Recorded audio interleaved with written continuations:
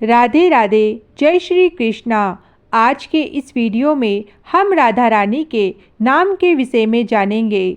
क्यों कान्हा से पहले लिया जाता है राधा का नाम? कृष्ण को क्यों कहा जाता है राधा का श्याम? राधे राधे, बरसाने वाली राधे। ब्रजमंडल की अधिष्ठात्री देवी श्री श्यामा जी बरसाने वाली राधा है, क्योंकि वह सदैव ही अपने भक्तों पर कृपा बरसाती रहती है। श्री राधा रानी के नाम की तो महिमा ही अपार है। राधे राधे यह मंत्र नहीं बल्कि एक महामंत्र है। इस मंत्र का ही प्रभाव है कि साक्षात भगवान कृष्ण राधा रानी के इस मंत्र का जाप करते हैं। श्री राधा रानी के ही नाम की महिमा है कि जो भी व्यक्ति इस नाम का आश्रय ले लेता है, स्वयं भगवान विष्णु उस व्यक्ति के आगे सुदर्शन चक्र लेकर उसकी रक्षा करते हैं।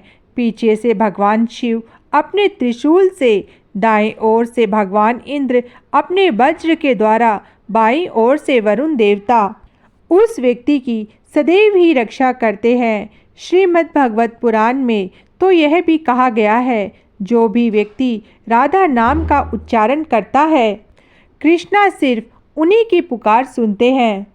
इसीलिए कृष्णा को बुलाना है तो सबसे पहले राधा रानी को बुलाइए। जहाँ भगवती राधा रानी होगी वहाँ तो कन्हैया स्वयं ही आ जाएंगे। राधे राधे जपो चले आएंगे बिहारी। कृष्णा तो यही चाहते हैं, लोग भले ही कृष्ण का नाम न ले, लेकिन राधा नाम का जाप अवश्य करते रहे। इसी संदर्भ में एक कथा भी आती है कि बहुत काल समय पहले वृंदावन में एक भक्त था, नारायण दास। वो रोज भगवान की पूजा करता था, श्रृंगार करता था। तो एक दिन वह रोजाना की तरह ही भगवान का श्रृंगार कर रहा था। जब वह मुकुट पहनाने लगा, ठाकुर जी को तो मस्ती सूझ गई। उन्होंने सोचा कि आज तो अपने भक्त को थोड़ा सा परेशान किया जाए। उन्होंने मुकुट उतार के नीचे डाल दिया। अब भक्त ने सोचा यह क्या हो गया, तो वो कन्हैया को लाला कहकर बुलाता था। उसने कहा, लाला मुकुट लगाई लो, और फिर से उठा के मुकुट कान्हा के सिर पे लगा दिया। लेकिन भगवान जी तो मस्ती के मूड में थे। उन्होंने क्या किया, फिर से मुकुट उतार के जमीन पे डाल दिया। अब तो भक्त परेशान हो गया। उसने कहा, लाला तो को तेरे बाबा की कसम मुकुट लगाई ले। लेकिन भगवान जी तो मानने वाले नहीं थे, वो नहीं माने, नहीं लगा पाए मुकुट नारायण दास। फिर उन्होंने दोबारा कोशिश में कहा, लाला तो को तेरी माता की कसम मुकुट लगाई लो। लेकिन भगवान ने मुकुट नहीं लगाया। जब बहुत देर हो गई, भक्त ने सारी गोपियों की कसम, ग्वालों की कसम, गैयों की कसम, अपनी कसम, सबकी कसम दे डाली, लेकिन ठाकुर जी ने मुकुट नहीं लगाया। अब तो भक्त नारायण दास दुखी हो गया और उसे थोड़ा सा गुस्सा भी आ गया। वो एकदम से बोला, लल्ला अब मैं आखिरी बार कह रहा हूँ, तो को तेरी राधा रानी की कसम अब तो मुकुट लगाई ले। इतना सुनना था। ठाकुर जी ने तुरंत मुकुट लगा लिया। तो देखा आपने, कृष्णा राधा रानी से कितना प्रेम करते हैं। श्री कृष्णा तो यहाँ तक कहते हैं, श्री राधा रानी मेरी आत्मा है, मैं राधे में और राधा मुझ में बसती है।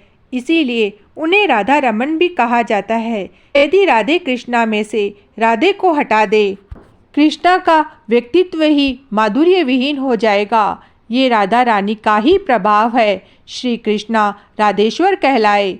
जो व्यक्ति राधे कृष्ण का जाप ना करके सिर्फ कृष्ण कृष्ण नाम का ही जाप करता है, वह अपना समय उसी प्रकार नष्ट करता है जैसे कि रेगिस्तान में बैठकर मछली पकड़ने का प्रयास करना, अर्थात उसे श्री कृष्ण की प्राप्ति कभी नहीं होती।